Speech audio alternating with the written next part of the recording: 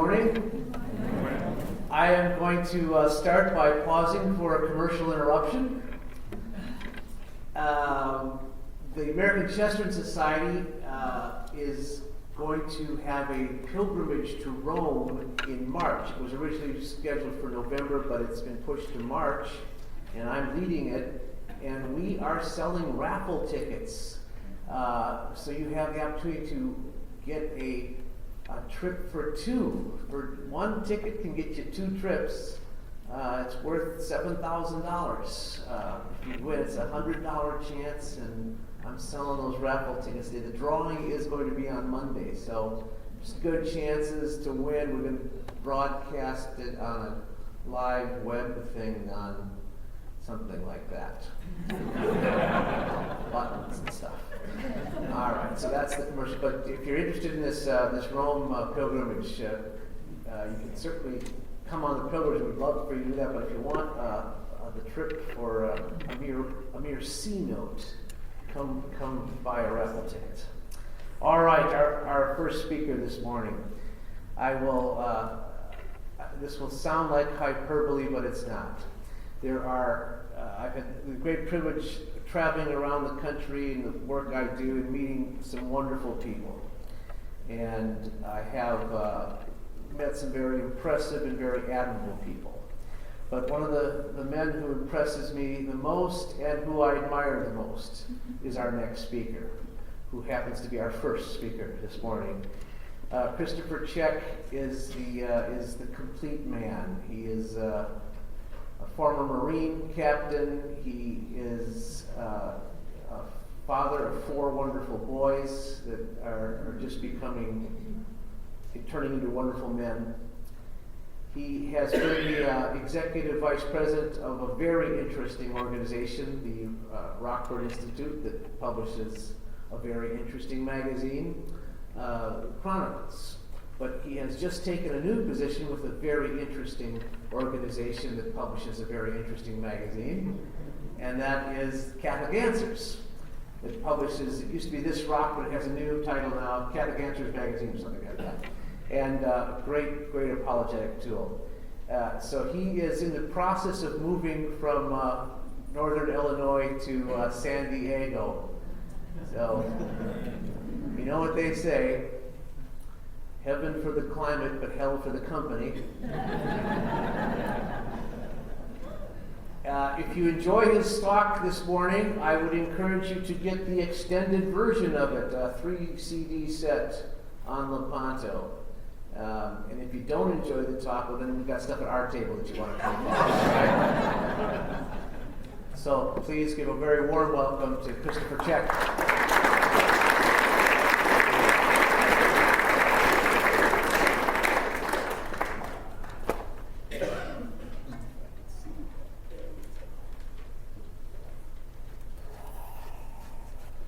Thank you, Dale.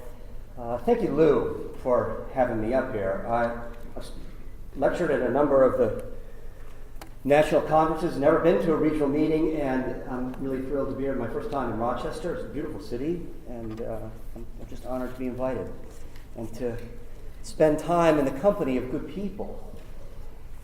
Occasions like this, where we're in the company of large Catholic hearts, we need in this time, because we need the inspiration of one another's company. I don't need to tell you, we live in deeply troubled times. Cardinal Newman, more than 100 years ago, noted that people in all periods throughout history have the tendency to believe that the age in which they live is the most wicked. But he said that the modern world, our age, has a unique and terrible defect not seen in previous ages. Unbelief. He pointed out that even when St. Paul went to the Areopagus, of course, he could point to the tomb of the unknown God because there was belief among the pagans. But we live in the first age that is the age of unbelief. Now, this morning we're going to recall in a historical and poetic context the Christian West's struggle against Islam, but without meaning to suppress your hope, I take this opportunity to remind you that the virile Catholic Europe that in the second half of the 16th century stood in the path of the Ottoman assault today does not exist. Italians and Spaniards, right, the descendants of the heroes of Lepanto, now in the most vile act of self-loathing, are contracepting themselves out of existence, even as they invite the enemies of Jesus Christ to come and take up residence inside their borders. There's only one way to explain this. It's as Cardinal Newman says, unbelief. Even pagans want their lines to continue. So I don't know what forms our war with Islam will take in the future, but I know there is no way for the West to meaningfully engage, confront an enemy such as Islam unless we are the Christian West. Unless we're the Christian West. So it falls to you, as Catholics unapologetically devoted to the truth, to prepare yourselves to shoulder the lion's portion of this fight. The sacraments, the intercession of our Blessed Mother, the rosary, these are your chief weapons. And I hope that this story will fire your hearts a little bit as well. Now, I want to go straight to questions and answers, but I want to ask the questions. So if I said to you the Norman Conquest, what date would you associate with that event? 1066. But if I said to you that there was a Norman Conquest that took place a couple of decades, depending on how you count, before 1066, before the evil Normans came and stole England from the noble Saxons, what Norman Conquest am I talking about? Sicily. Yeah, southern Italy and Sicily. Excellent, excellent. Had the Normans not, and I would argue that this conquest of southern Italy and Sicily actually has a greater impact on Christian history than the events of 1066. But it's unknown to us largely. It's largely unknown to us. Had the Normans, for example, not wrested control of Sicily from the Saracens in the second half of the 11th century, what great military event of the Middle Ages would not have taken place? The Crusades. The Crusades. Now, I've been giving this talk for a while, and every time I do, I make that claim, and I thought I should probably look it up and see if it's true. So, I photocopied the page here from the Encyclopedia of Military History, Ernest and Trevor Dupay, and they write, sea power was a decisive element in the Crusades.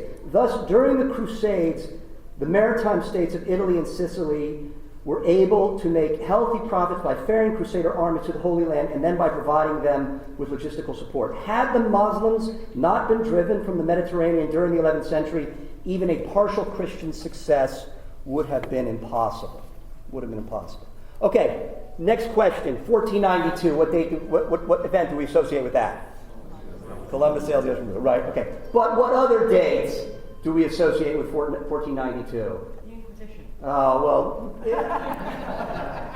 Inquisition comes a little bit later, actually, but we're in the right country. The Reconquista. Yeah, the conclusion of the Reconquista of the Iberian Peninsula. 7 centuries of fighting the enemies of Jesus Christ, yard by yard, taking back the Iberian Peninsula, and the great Catholic monarchs, Ferdinand and Isabella, finally wresting control of the Moorish kingdom of Granada and making again Europe, Catholic Europe, whole. By the way, all you young ladies here, next time you have to do a book report on some great woman in history, forget Amelia Earhart, forget Susan B. Anthony, forget Sacagawea. Get a book on Isabella of Spain. Magnificent. A woman ought to be canonized. All right, I promise I'm going to make a point here in a minute. Last question. What if we were playing Double Jeopardy, and the category were great sea battles of the second half of the 16th century for $400, Alex? Yeah. Of these two dates, 1571 and 1588, which is the more recognizable to an American audience? 1588, right, which is Somebody said it. The defeat of the Spanish Armada. I have a lecture on that up there as well. The defeat of the Spanish Armada by Francis Drake and the rest of Queen Elizabeth's pirates was a tragedy for the Catholic Kingdom of Spain and a triumph for the Protestant British Empire that actually determined the kind of history that would one day be taught in American schools, right?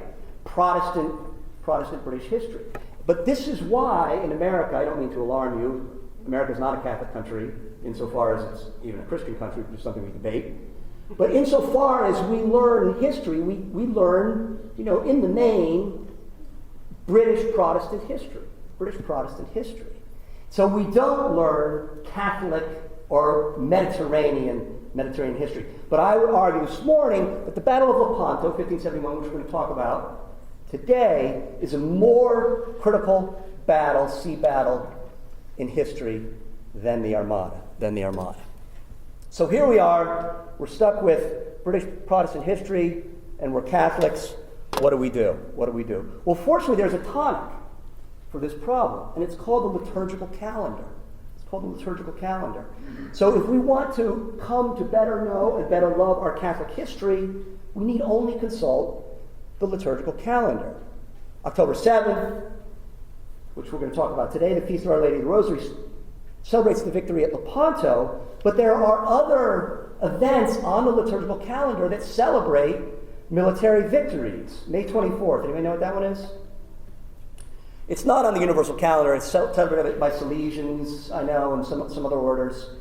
May 24th, Our Lady Help of Christians. Our Lady Help of Christians was instituted by Pius VII after he was finally freed from captivity. As you know, he was held for almost a year in captivity by Napoleon, and then after Napoleon's defeat, he returns to Rome and institutes Our Lady Help of Christians to celebrate his return to Rome. By the way, there's a great story. Pius VII had a brilliant Secretary of State. His name was Cardinal Consalvi. He was a brilliant man. And while Pius VII was in captivity, Napoleon and Cardinal Consalvi were having a conversation. And Napoleon says to Cardinal Consalvi, "I'm going to destroy the Catholic Church." And Cardinal Consalvi says, "Emperor, for 1,800 years, the clergy have been trying to destroy the Catholic Church. What makes you think you're going to be able to?" All right, this one we just celebrated. Oh no, okay. August 6th, Feast of the Transfiguration. Anybody know why August 6th got elevated to the universal calendar by Calixtus? To celebrate the victory at Belgrade, right? 1456, the victory at Belgrade, where the dream team of 15th century warriors united there on the walls of Belgrade. John Capistrano, right? John John Hunyadi, the great Hungarian general, and who's the third? Anybody know? Count Dracula, Vlad Dracul, there on the walls of Belgrade repelling the Turks. And when the news made its way back to Rome that Belgrade had been saved, Pope Calixtus elevated August 6th, Feast of Transfiguration, to the universal calendar, the universal Roman calendar. All right? This one we just celebrated, September 12th. This recently got moved back to the universal calendar, by the way. What's this one? Holy Name of Mary. Yeah, any polls here? Very good. Holy Name of Mary. Any polls? It's okay, you can admit it. Right? John Sobieski, the great Polish general, in the 11th hour, sweeping across the plains of Vienna there on September 12th with his famed winged hussars, relieving the siege of Vienna that had been going on for 2 months in 1683. October 7th, which we're going to talk about also. And then, of course, today, the greatest military victory of all time. Right? St. Michael the Archangel. In fact, if you were to begin a novena today for the West's protection from Islam, or for the vanquishing of Islam, it would end, right, on October 7th. All right? So start your novena today. Note that 3 of these victories, these military triumphs, are Marian feasts. They're Marian feasts, underscoring in our imagination the line in Canticle of Canticles, that prefigures the Blessed Virgin. Who is she that cometh forth as the morning rising, fair as the moon, bright as the sun, terrible as an army set? It's little wonder that crusaders from the 11th century Jerusalem to the 18th century Vendée to the 20th century Cristeros in Mexico put themselves under the special protection of the Blessed Virgin Mary. Her intercession saved and preserved the Holy League at Lepanto. But we're getting ahead. Okay. Let's begin this story. 622 AD, when a camel driver... Some people get baths. What do you ever do? I have a few more.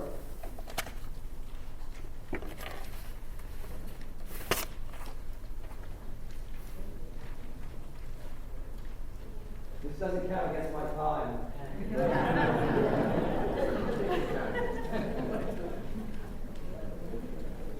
Okay, 622 AD, when a camel driver, to borrow Hilaire Belloc's expression, named Muhammad, finds popularity by inventing a brand new religion. Now, it's not really brand new, and Muhammad's not a fool. He didn't invent Islam out of whole cloth. He cobbled together some Jewish mythology here, some heathen Araby there, and as we know, even some bits and pieces of the gospel. This new religion was custom-made for a people whose chief joys were fighting and carnal pleasure. A life of the former spent in the service of this religion would be rewarded by an eternity of the latter. We all know how that works. Needless to say, among these sons of the desert, Islam caught on. Now fast forward 1,000 years. Islam is the driving force behind the great Ottoman Empire. The Turks found Islam appealing for the same reason the Arabs did, in fact probably more so than the Arabs. And in October of 1564, the viziers of the Divan, the Sultan's advisors, like his cabinet, right, of the Ottoman Empire assembled to urge their Sultan to prepare for war. Many more difficult victories have fallen to your scimitar than the capture of a handful of men on a tiny little island that is not well fortified, they told him.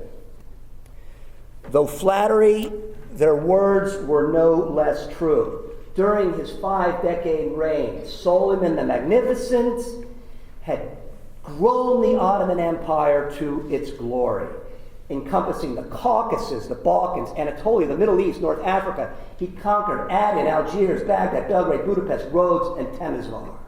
His war galleys terrorized not just the Mediterranean Sea, but the Persian Gulf and the Red Sea as well. He had suffered one defeat, 1529, the gates of Vienna. The tiny little island that the Sultan's advisors now wanted him to invest was called, somebody knows it, yell it out, Malta. Malta. Now located anywhere other than where God had put it, this island would have remained completely unknown to history. It's an infertile, dusty rock with so few natural springs that the Maltese had to collect their drinking water in large clay urns when it rained.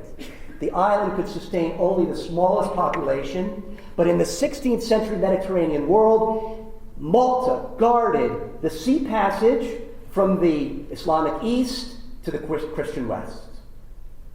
From its excellent natural harbor, the galleys of the Knights of St. John could sail forth and disrupt the logistical lines of any Turkish assault on Italy. They could also practice, if you will, their own version of Christian piracy, boarding and seizing the occasional Turkish merchantman carrying goods from France or Venice to be hawked in the markets of Constantinople. In fact, it was for this reason that the ladies of the harem nagged the Sultan to take Malta, because these women often made extraordinary fortunes speculating, especially in Venetian luxuries. And at this time in the 16th century Venice, what's the big Venetian production? Glass, right. And what glass invention, by the way, do we attribute to the vain Venetians? The mirror, right? The looking glass. But Suleiman was a strategic thinker, right? He had bigger plans than pleasing a palace full of well-rounded harem girls. He knew that the magnificent natural harbor of Malta in Turkish possession would afford him a forward base without equal from which to continue his raids on the coast of Italy. With the greater control of the sea that Malta would afford him, he could at last bring Venice to heel. The two rivals for control of the Mediterranean at this age are Venice, right, and the Ottomans. An invasion of Sicily would not be out of the question, nor would aid to the Moriscos. Anybody know who the Moriscos were?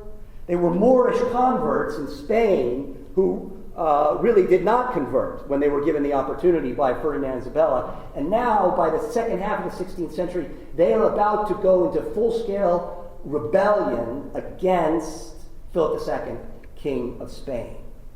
But Suleiman's dream, his greatest dream, the dream of all the Turks, the thing that they would toast with a glass of sherbet any time before they went on campaign, was conquest of the Red Apple. What city? What was his heart's desire? Rome. Rome. There the Turks could transform Michelangelo's St. Peter's, even at this moment under construction, into a mosque, just as they had done to Constantinople's Hagia Sophia a century before. Malta was a stepping stone to Rome. Now, the Sultan had led his army on no fewer than 12 campaigns, but this time his age would keep him home. The Turks sailed for Malta the following spring, and on May 18th, you can remember that date because it's my wedding anniversary, not 1565, their fleet was spotted offshore. That night, Jean de la Valette, the 71-year-old Grand Master of the Knights of St. John, led his warriors into their chapel where they confessed and assisted at the holy sacrifice of the Mass. A formidable army composed of audacious barbarians is descending on this island, he told them. These persons, my brothers, are the enemies of Jesus Christ. Today it is a question of the defense of our faith. Are the Gospels to be superseded by the Quran? God on this occasion demands of us our lives already vowed to his service. Happy will be those who first consummate this sacrifice. Now, many of Valette's 700 knights and their men-at-arms did consummate that sacrifice. But while all of Europe stood idly by, expecting the island fortress to fall, the knights held their island against an Ottoman army of 40,000. Including 6,500 of the Sultan's elite janissaries. 3/4 of the Turkish army were killed over the 4-month siege. And as the Ottoman survivors turned and straggled back to Constantinople, a sense began to spread throughout Christian Europe that the Sultan's armies were not so invincible after all. The sense back in Constantinople was rage. I see that it is only in my own hand that my sword is invincible, exploded the Sultan. And by May of the following year, he was leading an army himself of 300,000 across the plains of Hungary, bound for Vienna. When the Hungarian Count of Ziafar, a fortress city on the eastern frontier of the Holy Roman Empire, led a successful raid against the Ottoman supply trains, Suleiman wheeled his massive army around and swore to wipe the city off the map. Turkish engineers prepared flotillas and bridges to span the Drava and Danube rivers to lay siege to Ziafar. To greet the Sultan and to inspire his men who were outnumbered 50-1, Count Miklos Zrinyi raised a large crucifix over his battlements and he fired his cannons in defiance. Both armies' thoughts turned to the previous year's contest on Malta, though Zrinyi knew that with a Hungary infested with Protestantism, hope of relief was even more faint than that entertained by the Knights of Malta the previous year. For nearly a month, wave after wave of Turkish infantry were thrown back from the walls. Suleiman offered Zrinyi rule of all Croatia if he would just yield his city. But the Count had his soul set on a higher glory. No one, he said, shall ever point his finger at my children in contempt. When the breaches made by Turkish artillery were too large to defend, the Catholic Count assembled his last 600 men. "With this sword," he shouted, holding the bejeweled weapon aloft, "I earned my first honor and glory. I want to appear with it once more before the eternal throne to hear my judgment." Charging out from the remains of their stronghold, the courageous band were swallowed by a sea of Turks. To the last man, the Hungarian knights died defending the Christian West. The Turks, furious at the losses their army had suffered, consoled themselves according to their grisly custom. They slaughtered every Christian civilian who had survived the siege. Suleiman the Magnificent did not witness the massacre, for he had died of dysentery in his tent 4 days prior. Had he survived, however, to see this Ottoman victory on the remote Hungarian frontier, it would have given him no comfort. The capture of Szigetvar was altogether Pyrrhic. The Ottoman army had exhausted itself on the siege and was no condition to carry on the campaign to Vienna. Though all dead, Zrínyi and his warriors were the true victors. Back in Constantinople, Suleiman's son ascended the throne by the customary Ottoman method, a complex harem intrigue designed to kill off all of his worthier brothers. Unlike every previous sultan, Selim II, whose nickname was the Sot, right, or it was the drunk, had very little interest in warfare. His enthusiasms were wine, his extraordinary and extraordinarily deviant sexual appetite, wine, poetry, though he was a lesser poet than his father, and wine. Nonetheless, he sensed without a decisive victory the mighty empire his father had left him would face eclipse. He decided, I went too far. Now I got to go back. I'm sorry. Wait.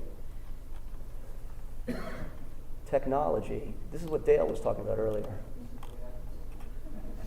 Where's the expert? It's not. How do I get to previous there?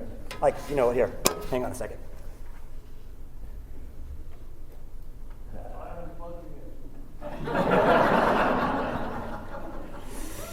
All right, here. Sorry. Mea culpa. He would invade the Venetian-held Cyprus, where half the population, Greek Orthodox serfs, laboring under the exacting rule of their Venetian Roman Catholic masters, would offer little resistance to an Ottoman takeover. Further, Cyprus was the source of his favorite vintage. Had Selim known, however, how half-hearted was Venice herself about defending the island, he would have been all the more enthusiastic. The Venetian Senate, upon receiving word of the invasion of Cyprus, voted by the very small margin of 220 to 199 to defend the island. The Turks rolled through Cyprus. After a 46-day siege, the capital city of Nicosia fell on September 9, 1570. The 500 Venetians of the garrison surrendered on terms. But once the city gates were opened, the Turks rushed in and slaughtered them all. Then the Turks set on the civilian population. 20,000 were massacred, some in such bizarre ways that those merely put to the sword were lucky. Every house was plundered. Mothers, to protect their daughters from rape, stabbed them and then themselves or threw themselves from the rooftops. 2,000 of the prettier boys and girls were gathered and shipped off as sexual provender for the slave markets in Constantinople. Soon the news reached Western Europe that only the port city of Famagusta on the eastern coast of the island held out. Spain and the Italian republics began to realize that only a united front would stop the continued assaults of the Ottoman Empire. Had the matter of such an alliance been left to the rulers of these various states, St. Peter's Basilica might well have become a mosque. But God intervened and sent one of history's greatest popes, St. Pius V, who declared, "I am taking up arms against the Turks, and the only thing that can help me are the prayers of priests of pure life." An aged Dominican priest, Michael Ghislieri, when he ascended the chair of Peter, faced two foes, Protestantism and Islam. He was up to the task. He had served as the Grand Inquisitor, and the austerity of his private mortifications contrasted with the lifestyles pursued by his Renaissance predecessors. During his 6-year reign, he promulgated the Council of Trent, published the works of Thomas Aquinas, issued the Roman Catechism, issued a new missal, issued a new breviary, created 21 cardinals, excommunicated Queen Elizabeth, and led by St. Charles and aided by St. Charles Borromeo, led the reform of a clergy and episcopacy that had grown soft and degenerate. In a papacy of great achievements, the greatest came on March 7th, 1571, on the feast of his fellow Dominican, St. Thomas Aquinas. At the Dominican Church of Santa Maria sopra Minerva in Rome, Pope Pius V formed the Holy League. Genoa, the Papal States, and the Kingdom of Spain put aside their jealousies and pledged to assemble a fleet capable of confronting the Sultan's war galleys before the east coast of Italy became the next front line in the war between Christianity and Islam. The day was not a total triumph. Venice refused to join. Though at open war with the Turks over Cyprus, the Venetians never failed to consider their economy. They might well lose Cyprus, but a fast peace afterwards would lead to the resumption of normal trade relations with the Turks. Moreover, the loss of the Venetian fleet in an all-out battle with the Sultan's galleys would be a disaster for a state whose whole economy depended on seaborne commerce. From the Pope's perspective, the Venetians had traded their birthright as Christians for a mess of pottage. Walking back across the Tiber, the old friar wept for the future of Christendom, for he knew that without the galleys of Venice, there was no hope of mounting a fleet capable of facing the Turk. The rest of Europe ignored Pius V's call for a new crusade.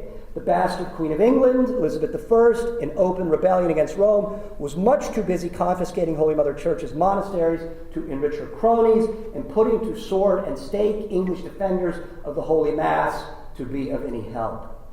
In the years to come, Elizabeth would, through her spymaster Walsingham, actively enlist the aid of the Turks in her wars against Spain. Pius wrote a personal letter to Charles IX, the Valois King of France, asking his kingdom's aid. But Charles's mother, history's real-life Lady Macbeth, Catherine de' Medici, was calling the shots in France, and Charles wrote back a terse no. France, in fact, had openly traded with Turks for years and has, as recently as 1569, drawn up an extensive commercial treaty with the Turks, brokered by a powerful Jewish banker named Joseph Mikas. The language of this treaty, by the way, anyone want to guess? Hebrew. For years, the French had allowed Turkish ships to harbor in Toulon, and the oars that rowed Turkish galleys were manufactured in Marseille. The cannons, by the way, that brought down the walls of Siegedvar that the Turks used were of French design. Further, with Venice at war with Constantinople, markets once filled by Venetian goods were now open to French goods. Redeeming France from utter disgrace were the Knights of St. John of Malta, ever eager to do battle with Islam, who sent their galleys to join the Holy League. As the Pope prayed for Venice to answer her higher call, a new breed of fiery preachers, led by such stirring men as San Francisco Borgia, the superior general of the Jesuits, inspired the hearts of Christian Europeans throughout the Mediterranean with their sermons against Islam. Enough Venetians must have been listening, and on May 25th, Venice at last joined the Holy League. Not only did the struggle for Cyprus continue, but now African corsairs in the service of the Sultan were raiding off the Venetian coast within cannon shot of the Basilica San Marco. An explosion and fire, the source of which by today still remains unsolved, in the famous Venetian arsenal further focused Venetian priorities. By fits and starts, and not without hesitation and quarreling on the part of the principal players, the fleet of the Holy League was forming. The man in whom there was not a shred of hesitation was the one chosen by Pius V to serve as Captain General of the Holy League. Don John of Austria, the illegitimate son of the late Holy Roman Emperor Charles V and half-brother to Philip II, King of Spain. The young commander had distinguished himself in combat against the Barbary Corsairs and in the Morisco Rebellion in Spain, a campaign during which he demonstrated his capacity for swift violence when the threat called for it, but restraint when charity demanded it. He was a great horseman, a great swordsman, and a great dancer. With charm, wit, and good looks in abundance, he was, to say the least, popular among the ladies at courts. Since childhood, he had cultivated a deep devotion to the Blessed Virgin. He spoke Latin, French, Italian, and Spanish. He kept a pet marmoset and a pet lion cub that slept at the foot of his bed. He was 24 years old. Taking the young warrior by the shoulders, Pius V looked at Don John of Austria in the eyes and declared, "The Turks, swollen by their victories, will wish to take on our fleet, and God, I have the pious presentiment, will give us victory. Charles V gave you life. I will give you honor and greatness. Go and seek them out." As Don John of Austria was making his way in late summer of 1571 to the harbor at Messina to take command of the fleet, the situation on Cyprus grew more desperate. The Venetian colonists had claimed the lives of more than 50,000 Turks with their courageous defense of Famagusta. But when all their supplies and gunpowder were exhausted, and when they had eaten their last horse, their shrewd governor, a man named Mark Antonio Bragadino, sent a message to the Turkish commander, a man named Lala Mustafa, asking for terms. The Turks agreed to give the remaining Venetian soldiers passage to Crete on 14 Turkish galleys in exchange for the surrender of the city. The Greek Cypriots could retain their property and their religion. On August 4th, 1571, Mark Antonio Bragadino, with a small entourage, including several young pages, met with Lala Mustafa and his advisors in the Turkish general's tent. Mustafa lecherously demanded Bragadino's page, a boy named Antonio Quirini, as a hostage for the 14 galleys. Bragadino calmly refused. When he did, he and his men were pushed out of the tent by Mustafa's guards. Bragadino was bound and forced to watch as his attendants were hacked to pieces. The boys were let off in chains. The Turks 3 times thrust the Venetian governor's neck on the executioner's block, and 3 times lifted it off. Instead of his head, they cut off his nose and then his ears. To prevent his bleeding to death, they cauterized the wounds with hot irons. The Venetian soldiers of the garrison, unaware that Mustafa had broken the terms, began their march down to the galleys, expecting passage to Crete. Once aboard, the Venetians were set upon by Turkish soldiers, who stripped them of their clothes and chained them to the oars. From the benches, they now witnessed the horrifying ordeal to which the Turks now subjected their governor. First, the Turks fitted Bragadino with a harness and a bridle, and they led him around on his hands and knees around the Turkish camp. Slung across his back were ass panniers filled with dung. Each time he passed Lala Mustafa's tent, he was forced to kiss the ground. Next, he was strung up in chains, hoisted over a galley spar, and left to hang for hours in the August sun. Finally, the courageous governor was dragged into the city square and lashed to the pillory, where the Turks had him flayed alive by a Jewish butcher. Witnesses said they heard him whispering a Latin prayer. He died when the executioner's knife reached the height of his navel. The diabolical orgy did not end there. Mustafa had the governor's skin stuffed and paraded on a donkey throughout the streets of the city. It was then sent to Constantinople, where it received further desecration. Finally, it was hoisted to the yardarm of a Turkish galley bound for Lepanto. As Bragadino was losing his life to Turkish monsters, Don John of Austria was inspecting his ships. Of the 206 galleys and 76 smaller boats that comprised the Holy League, more than half came from Venice. The next biggest contingent came from Spain, which included galleys from Sicily, Naples, Portugal, and Genoa. These last ships from Genoa were owned by the Genovese condottiere, Admiral Gianandrea Doria. Not only was Doria renting his services and the use of his ships to Philip at about 30% more than it was costing King Philip to run his own galleys, he was lending the Spanish king the money at 14% interest. The Genovese. The balance of the galleys came from the Holy See. When Don John took charge of his fleet, he promptly forbade women from coming aboard the galleys. He declared that blasphemy among the crews would be punishable by death. The whole fleet followed his example and made a 3-day fast. Though he had not yet learned of the fate of Famagusta, Don John knew that the Ottoman fleet was sailing west.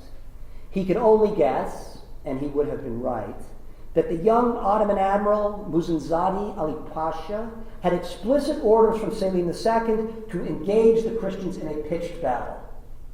After a sortie as far north as the Gulf of Preveza, the Ottoman fleet, comprising some 230 galleys and some 70 smaller craft, including the swift shallow draft galleys of the African corsairs, harbored in the Bay of Lepanto on the north side of the Gulf of Patras.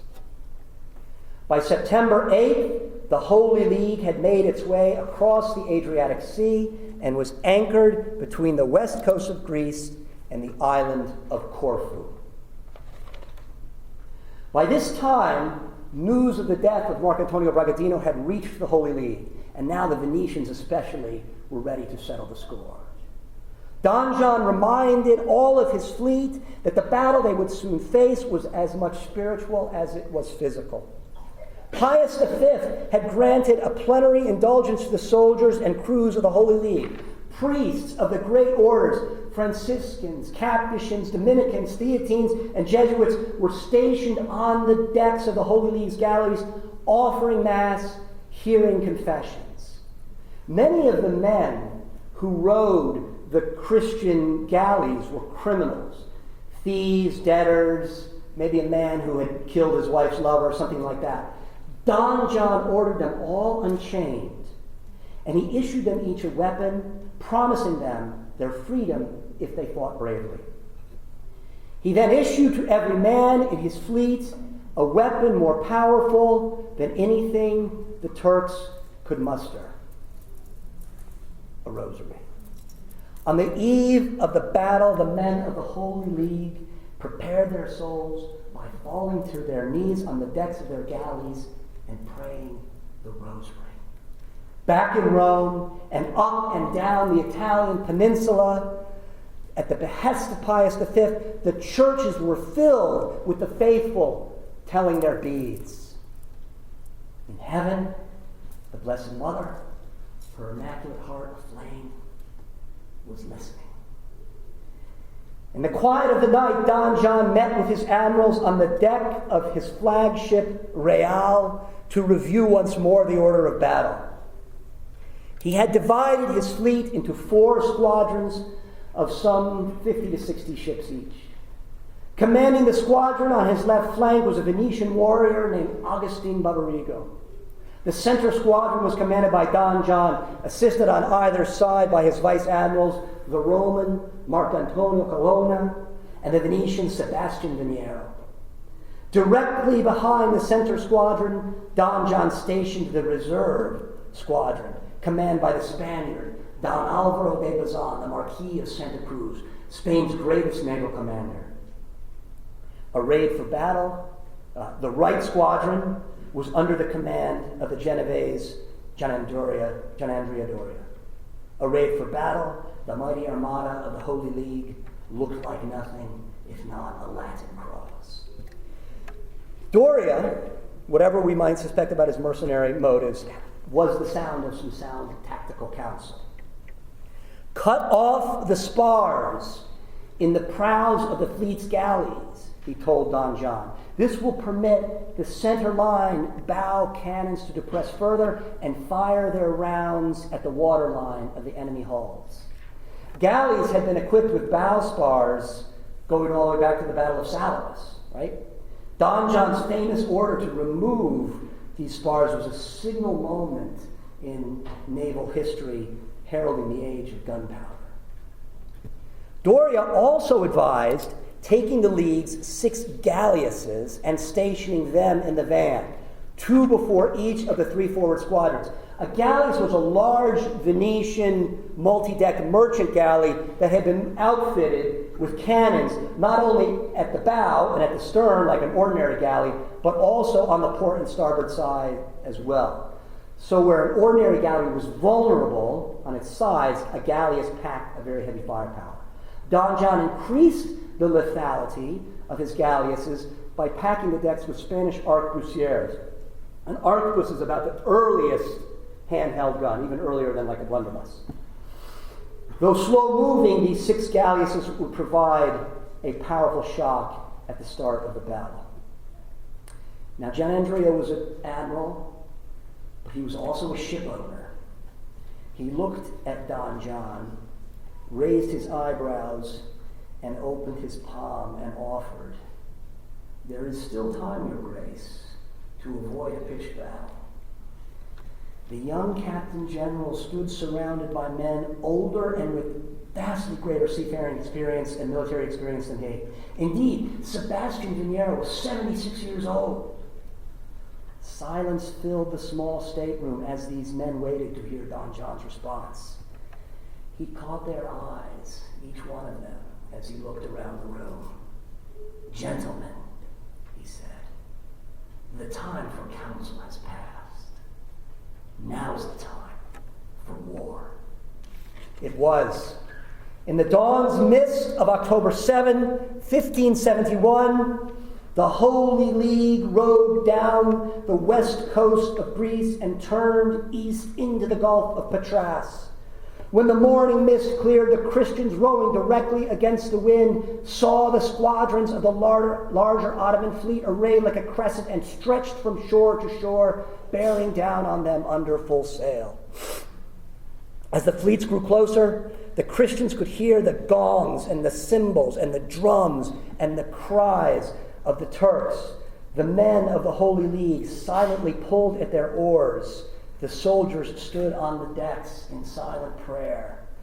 Priests marched up and down the decks holding large crucifixes, exhorting the men to be brave, hearing last-minute confessions. And then the Blessed Virgin intervened. The wind shifted 180 degrees.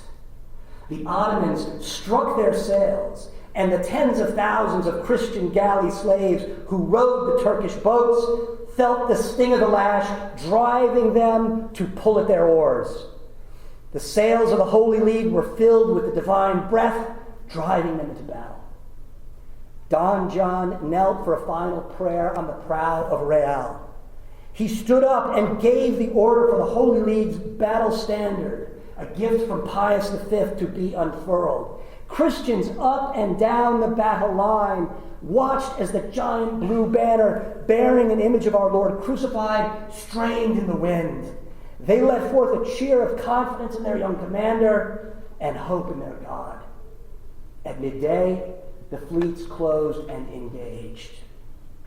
The first fighting began along the Holy League's left flank, where many of the smaller, swifter Turkish galleys were able to maneuver around Agustin Barbarigo's inshore flank, the Venetian admiral responded with a near impossibility. He pivoted his entire squadron, 54 ships, counterclockwise and began to pin the Turkish right flank commanded by Mehmet Shirako against the north shore of the Gulf of Patras.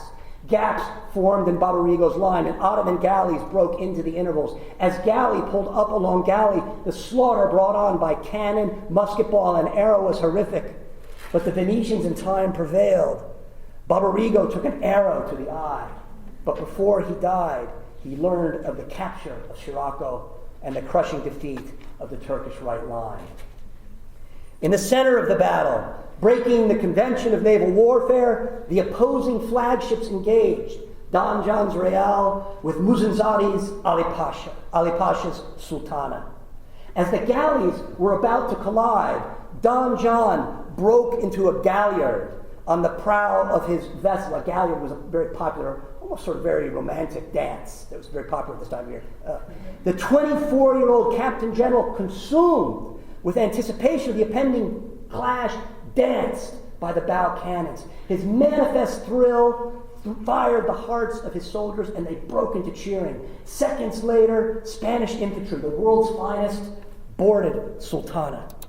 Twice, Spanish infantry drove the Sultana's Janissaries back to the mast, and twice they were driven back to the Real by Ottoman reinforcements. Don John himself led the third charge, receiving and brushing off a wound to the leg that moments before was dancing. But Ali Pasha took a musket ball to the forehead. One of Real's freed convicts lopped off the Turkish admiral's head and held it aloft on a pike.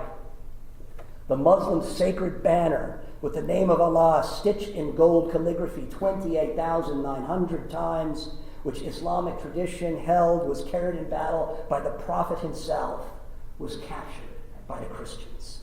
Terror struck the Turks and the slaughter began. Bodies and limbs quivered on the scarlet deck. The sea ran red. But the fight was far from won. On the Holy League's right flank, southernmost flank, Gianandrea Doria was forced to increase the intervals between his galleys to keep his line abreast from being flanked on the south by the larger Ottoman squadron under the command of the Algerian Ulik Ali. When the space between Doria's squadron and Don John's grew large enough, Ulik Ali sent his corsairs through the gap to envelope from behind the galleys of Don John's squadron. Don Alvaro de Bazan, number in reserve there, commanding the Holy League's reserve squadron, had kept his ships out of the fray, reading the battle until the moment he saw when he was most needed. Now he entered the fight, rescuing the center of the Holy League from the Turkish vessels that had surrounded them before turning his squadron south to aid the outmanned Doria. The fighting lasted for 5 hours. The sides were evenly matched and well led, but the divine favored the Christians. And once the battle turned in their favor, it became a total rout. All but 13 of the Ottoman galleys were captured or sunk, and over 30,000 Turks were slain. Not until the First World War would the world witness this much carnage in a single day's fighting. In the aftermath of the battle, the Christians gave no quarter, being sure especially to kill the helmsmen, the galley captains, the archers, and the janissaries. The Sultan could rebuild ships, but without the experts to run them, it would be years before he could put them to sea. The news of the victory made its way back to Rome, but the Pope was already rejoicing. On the day of the battle, Pius had been consulting with his cardinals at the Dominican Basilica of Santa Sabina on the Aventine Hill. He paused in the midst of their deliberations to look out the window. Up in the sky, the Blessed Mother favored him with a vision of the victory. Turning to his cardinals, he said, "Let us set aside business and fall on our knees in thanksgiving to God, for he has given our fleet a great victory." The stories of that glorious day would fill a book.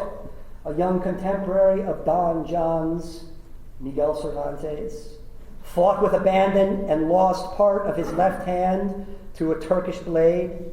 He kept all of his right hand to one day pen Spain's greatest novel, Don Quixote. At one point in the battle, Don John's marmoset was seen picking up Turkish grenades and throwing them overboard before they could explode.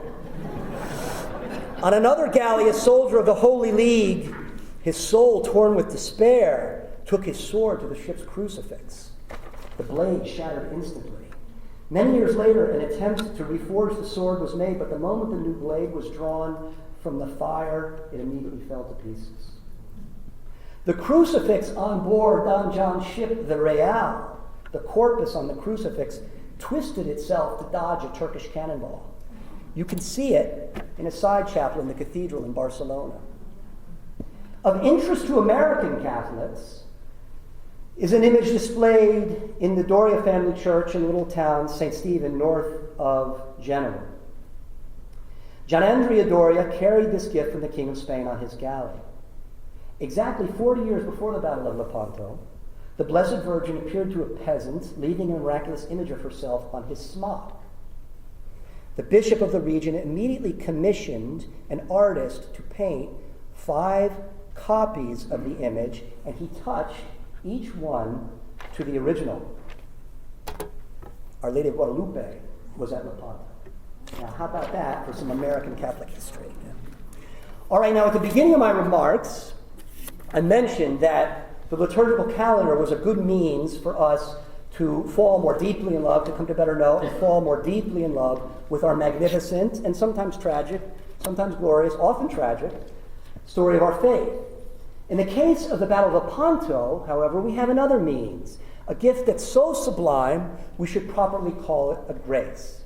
And I refer to Gilbert Keith Chesterton's magnificent ballad, Lepanto. And in a moment we'll look at it and hear it. But first, let me remind you, St. Thomas Aquinas tells us that we use poetry when the thing under consideration, the thing under contemplation, does not find sufficient expression in rhetoric or prose. And what are these things that do not find sufficient expression in rhetoric or prose? Mysteries.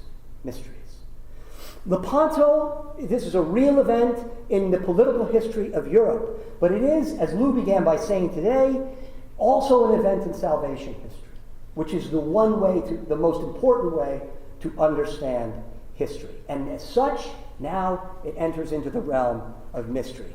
And mysteries we engage in so far as possible with our minds, but with what do we really engage mysteries? With our hearts. And this is the job. This is the job of poetry. And what is the action of the heart? Love. The action of the heart is love. And so this poem allows us to fall more deeply in love with this moment in salvation history. All right. I could skip over the part where I tell you, if you've never heard of this guy named Gilbert Keith Chesterton, you need to pick up Everlasting Man or Man Who Was Thursday or Napoleon of Notting Hill or frankly anything, you'll be hooked, because I know you all are. But we'll talk about the poem very briefly and then we'll hear it. The poem starts in the courts of the sun, which is Constantinople, and we see the Sultan Selim II, and he is smiling, and Chesterton compares a smile to a crescent, right? The image of Islam, the letter of crescent. And he's smiling because the inmost sea of all the earth is shaken with his ships, the Mediterranean Sea. The sea in the middle of the earth, Mediterranean, is shaken with his ships. And he goes on to say they have dared the white republics at the Capes of Italy. They have dashed the Adriatic around the line of the sea. Who's the line of the sea? St. Mark, right. St. Mark, Venice, okay? And the Pope casts his arms abroad for agony and loss, and he calls the kings of Christendom with swords about the cross, and he's greeted with, as Chesterton says, the next stanza, this enormous silence, right? Why? The cold Queen of England is looking in the glass, right? Who's that? Elizabeth I, right? She's admiring herself in the mirror. By the way, wherever you see mirrors, you all know this, wherever you see mirrors in Chesterton, you know there's something wicked there, because he has that magnificent line where he says, many more sins have been committed as a consequence of looking glasses than drinking glasses. So wherever you see mirrors in Chesterton, you know there's something sinister there. and then he goes on to say, the shadow of the Valois is yawning at the mast. Who's this? Charles IX, right? A shadow of his Valois forbears, right? Not a serious captain. And then from evening isles fantastical winds fake the Spanish gun. What direction is evening?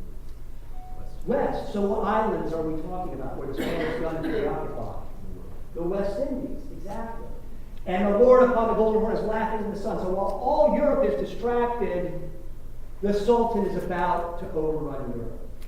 But from an unlikely place, we have a beginning. And of course, Chesterton loves unlikely beginnings because why? Christianity is an unlikely beginning. It begins with the death of its founder, the execution of its founder.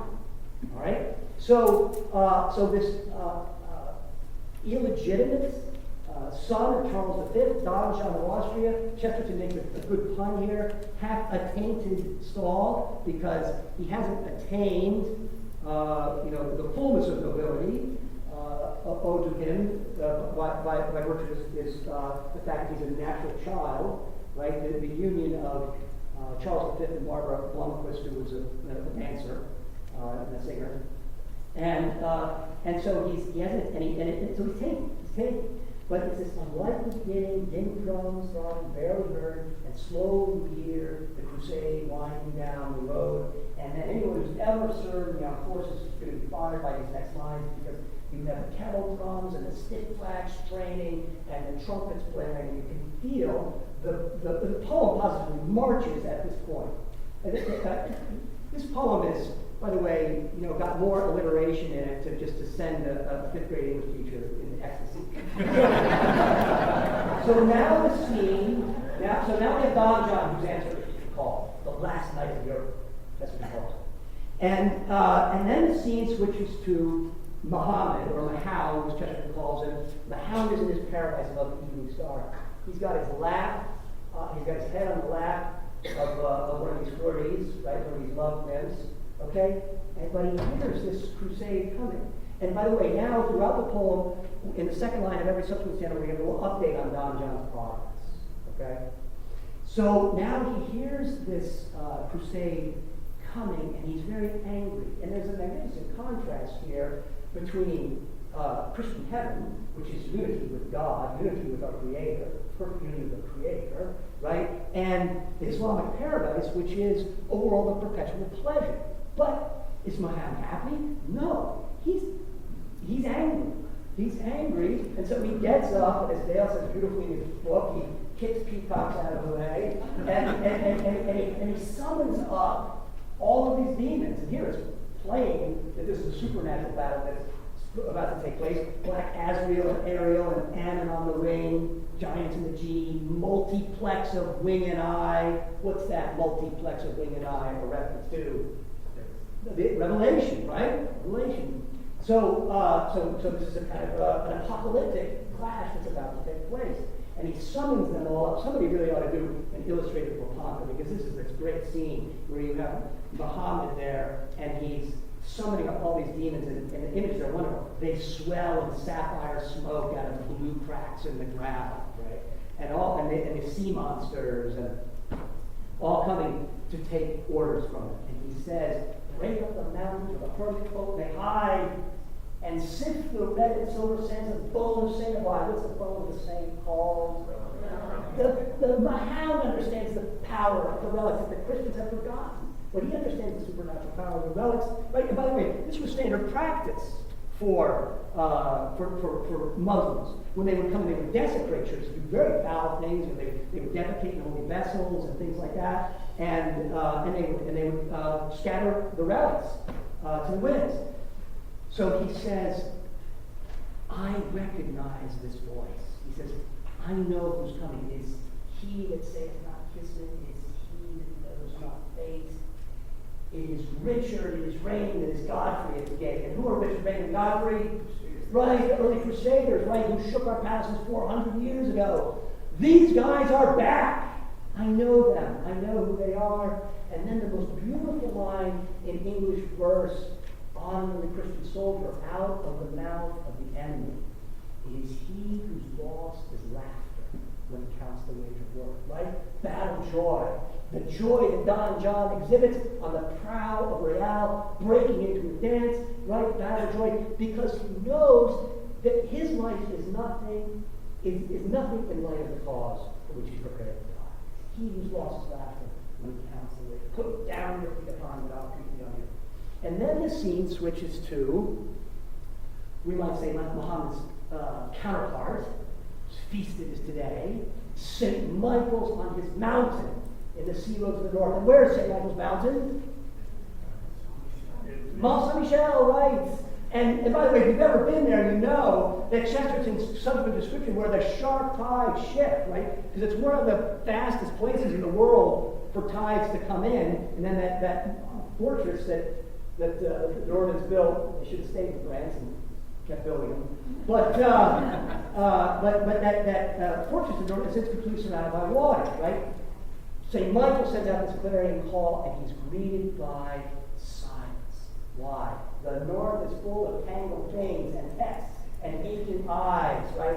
Sola scriptura, this enthusiasm, it's in the text, and all the pamphlet warring that was going on as a consequence of the Protestant rebellion. So St. Michael sends out the call of the north, but it's infested with Protestantism, and he gets no response. But Don John's continuing his march to the sea. And then the scene switches to King Philip II. And this is a problematic part of the poem. King Philip was a great man, the greatest monarch of the 16th century, to be sure. But Chesterton was an Englishman. And by the way, he wrote this poem before he became a Roman Catholic. And Chesterton was an Englishman. And so he's going to bear a little animus against the man who sent an armada to invade his country. We can come some slack for that. Let me indulge in a little bit of black legend here. And he has King Philip in his closet, and you've got these little images from the last way, but that comes a little later. But sometimes Chesterton, with dates, it's okay. We've got the dwarves creeping in. You've seen in these paintings of the Spanish royalty, where especially the last paintings, dwarves creeping in out of the closet, and the walls are hung with black velvet, and he's brewing some kind of potion. And this is maybe likely a reference to the belief, not substantiated at all, that Philip had Don John later murdered out of jealousy. But nonetheless, Philip is, in one sense, it is an accurate portrayal of Philip because he did try to manage his kingdom from his office there in the Escorial. Actually, did it pretty well. But, it's difficult to micromanage a fleet engaged in battle by, sending off letters from your office. But nonetheless, and then the last scene is Pope Pius V, and he's there. The hidden room, he's praying before the hidden room in man's house, where God sits all the year. What is this word? Where God sits all the year. The tabernacle, right? And then one example of so many in Chesterton, where he turns something on its head, right? We tend to think of the tabernacle as very small, and yet the secret window whence the world looks small and very near. So actually, the view from the tabernacle is towards something quite small. But Pius is praying, and he's having this vision of battle. He's seeing that the Christians are oppressed and losing. He compares the Christians who row the Turkish galleys to the slaves in Egypt and in Babylon, and then it gets deep into despair. He finds his, speaking of the slave, he finds his God forgotten, and he seeks no more sign. And that moment, Don John burst the battle line, and is heckling and slashing and startled running over the silvers and the golds and treasure and Via Spania. And then the last scene, we see Cervantes, right, on his galley, and he's sheathing the sword, and he smiles. Chesterton says that. Not as sultans smile, right? Not the maniacal smile of the sultan, but the smile of that Christian warrior who knows what? He's had a victory, but he's actually part of what Tolkien much later calls the long defeat. Right, the long defeat. And so he keeps that smile. White clouds falling in the courts of the sun, and the soul of Byzantium is smiling as they run. There is laughter like the fountains in that face of all men fear. It stirs the forest darkness, the darkness of his beard. It curls the blood-red crescent, the crescent of his lips. For the inmost sea of all the earth is shaken with his ships. They have dared the white republics of the capes of Italy. They have dashed the Adriatic around the line of the sea. And the Pope has cast his arms abroad for agony and loss, and called the kings of Christendom for swords about the cross. The cold queen of England is looking in the glass. The shadow of thou art yawning at the mass. From evening isles to fantastical rings spake the Spanish gun, and the Lord upon the golden horn is laughing. Dim drums throb in the hills, half heard, where only on a nameless throne the crownless prince has stirred, where risen from a doubtful seat and hath taken stall, the last knight of Europe takes weapons from the wall, the last and lingering troubadour to whom the bird is sung, that once went singing southward when all the world was young. In that enormous silence, tiny and unafraid, comes up along the winding road the noise of the crusade. Strong gongs groaning as the guns boom far. Don John of Austria is going to the war. Stiff flags streaming in the night glass cold, in the gloom black purple and the glint old gold. Torchlight crimson on the copper kettle drums, then the tuckets, then the trumpets, then the cannon he comes. Don John laughing in the brave beard curled, spurning of his stirrups like a throne to all the world, holding his head up as a flag for all the free. Love light of Spain, hurrah! Death light of Africa, Don John riding to the sea. The hound is in his paradise above the evening star. Don John of Austria is over the He moves a mighty turban on a timeless warrior's knees. His turban is woven with the sunsets and the seas. He shakes the peacock garden as he rises from his ease. He strides among the treetops and is taller than the trees. And his voice through all the garden is a thunder sent to bring Black Azrael and Ariel and Ammon on the wing. Giants and the Genii, multiplex of wing and eye, whose strong obedience broke the sky when Solomon was king. They rush in red and purple from the red clouds of the morn, from temples where the yellow gods shut up their eyes in scorn. They rise in green robes, roaring from the greenhouse of the sea, where fallen skies and evil hues and eyes creatures be. On them the sea valves cluster, and the gray sea forests swirl, splashed with the splendid sickness, the sickness of the pearl. They swell in sapphire smoke out of the blue cracks of the ground, and they gather, and they wonder, and give worship to my hound. And he said, break up the mountains where the hermit folk may hide, and sift the red and silver sands as bone of Saint divide, and chase the jeers flying night and day, not giving rest. For that which was our trouble comes again out of the west. We have set the seal of song on all things under sun, of knowledge and of power and endurance of things done. But a noise is in the mountains, and I know that voice that shook our palaces 400 years ago. It is he that saith not kisseth. It is he that knows not faith. It is Richard. It is Raymond. It is Godfrey at the gate. It is he whose loss is laughter when he counts the wager worth. Put down your feet upon him, let our peace be on the earth. For he heard drums groaning, he heard guns jar. Don John of Austria is going to the war. Sudden and still, hurrah! Bolt from Iberia! Don John of Austria has gone by Alcala. St. Michael's on his mountain in the sea roads of the north. Don John of Austria is girt and going forward. Where the gray steeds glitter and the sharp-tide shift, where the sea folk labor and the red sails lift, he shakes his lance of iron, he claps his wings of stone. The noise has gone through Normandy. The noise has gone alone. The north is full of tangled things and texts and aching eyes, and dead is all the innocence of anger and surprise, and Christian killeth Christian in a narrow dusty room, and Christian dreadeth Christ and hath a newer face of doom, and Christian hated Mary that God kissed in Galilee. But Don John of Austria is riding to the sea. Don John calling through the blast and the eclipse, crying with the trumpet of his lips, trumpet that saith, Ha! Domino Gloria! Don John of Austria is shouting through the ships. King Philip's in his closet with the peace about his neck. Don John of Austria is armed upon the deck. The walls are hung with velvet that is black and soft as sin, and little dwarfs creep out of it.